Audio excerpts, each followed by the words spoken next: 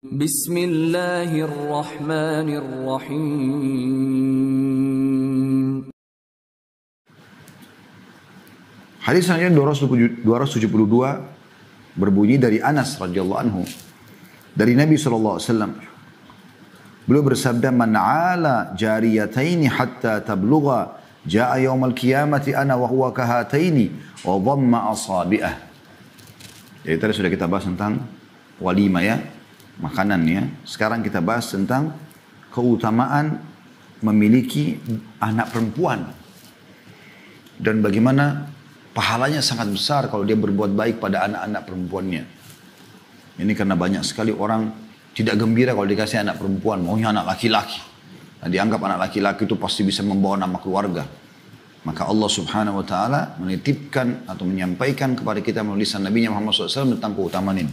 Dengarkan terjemahannya, hadis riwayat Muslim. Barang siapa yang menanggung kehidupan atau kebutuhan hidup dua anak perempuan hingga keduanya balik, maka dia akan datang pada hari kiamat. Saya, kata Nabi SAW, dan dia seperti dua jari ini. Beliau menggabungkan jari-jarinya. Hadis ini teman-teman sekalian menyebutkan tentang keutamaan bagaimana mempunyai anak perempuan yang di masa jahiliyah dulu di Mekah. Allah gambarkan dalam Al-Quran subhanahu wa ta'ala bagaimana mereka bencinya pada saat dikaruniai anak perempuan. Bahkan wajah mereka berubah menjadi merah dan kehitam-hitaman karena mereka malu di tengah-tengah masyarakat mereka. Mereka sudah terlanjur ya menanamkan di tengah-tengah masyarakat mereka sendiri bahwasanya anak perempuan ini kalau punya menghinakan, karena tidak dianggap tidak bisa jadi kesatria, nggak bisa menjadi kebanggaan untuk melamar anak perempuan, menjadi misalnya tokoh masyarakat. Perempuan dianggap ya, komunitas yang berbeda, yang rendah. Islam datang memuliakan kaum wanita, memuliakan ibu, bahkan surga di bawah telapak kaki ibu. Ibu disuruh bakti 3 kali baru ayah sekali, gitu kan? Disuruh muliakan istri, pindah dari rumah ayahnya ke rumah kita. Kita punya kewajiban bahkan berdosa kalau tidak berikan makan, minum, pakaian, tempat tinggal, transportasi semampu kita. Dan itu pahalanya paling besar. Ya. Sebagaimana sudah kita tahu hadis Bukhari, kata Nabi SAW, dinar yang kau infakkan untuk mujahid, untuk jihad, dinar yang kau berikan kepada fakir miskin, dinar yang kau berikan untuk pembebasan budak, dinar yang kau berikan untuk pembebasan budak, dan dinar yang kau berikan kepada keluargamu, istri dan anakmu, jauh lebih besar pahalanya. Kemudian ada anak perempuan. Allah Subhanahu wa ta'ala muliakan kita bersama dengan Nabi SAW di surga.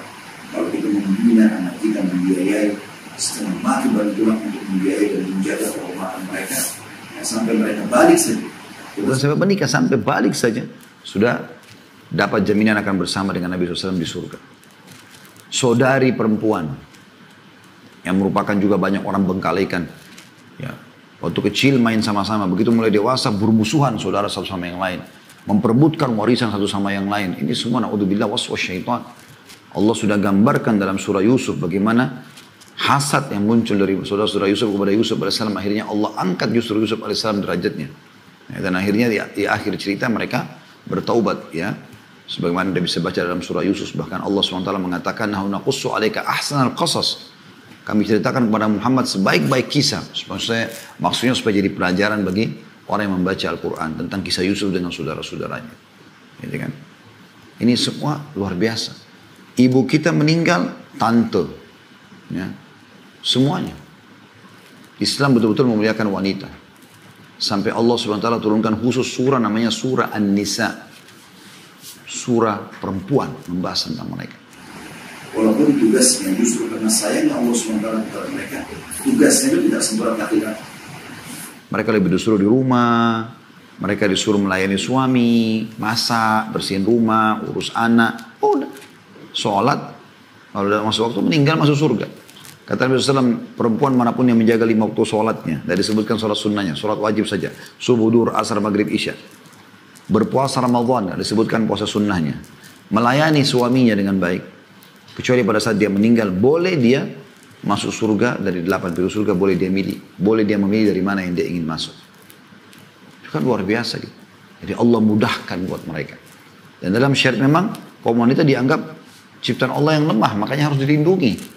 Dilindungi. Ya. Sebelum menikah, dilindungi oleh ayahnya. Ayahnya meninggal, pamannya, saudaranya. Sudah menikah suaminya. Dan ini luar biasa bagaimana Allah melindungi kaum wanita dalam Islam. Ya.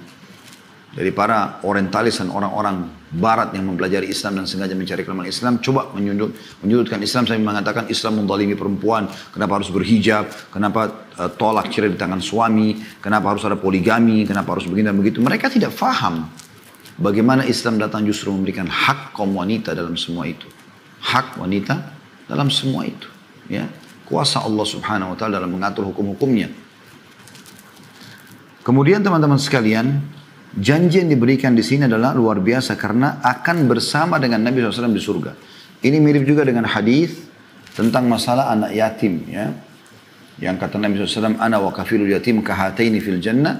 Ya, kemudian beliau menyatukan atau menunjukkan dua jarinya, telunjuk dan jari tengah, kemudian merenggangkan di antara keduanya. Ya. Aku dan sponsor anak yatim seperti ini di surga. Lalu beliau memberikan gambaran dengan tangannya. Tentu tidak mungkin sama-sama dengan Nabi SAW. Tapi berdekatan iya. Cukup saja kita sampai ke derajat yang dekat dengan Nabi SAW. Itu sudah luar biasa. Derajat yang sangat tinggi di surga.